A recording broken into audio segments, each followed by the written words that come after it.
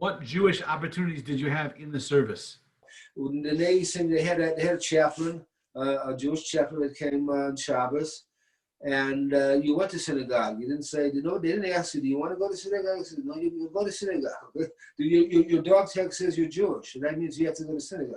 Okay, so 6 of us, and then we went into the synagogue on chapel on base, and he told us basically he taught us the Shema. He said that nothing else, learn the Shema. Okay, that's the basic tenet of Judaism.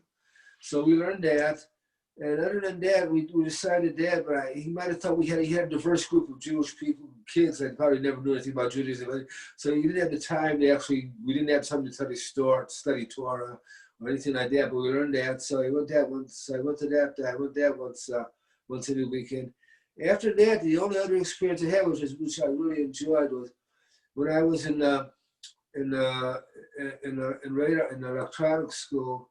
I was stationed on Treasure Island, which is in San Francisco Bay.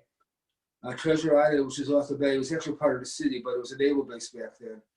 And we studied electronics and radar and stuff. And I went to, this is Passover. And I didn't know anything about Passover, didn't know anything about being Jewish. Like I said, I know Passover, we had the Seder, and I didn't know much else.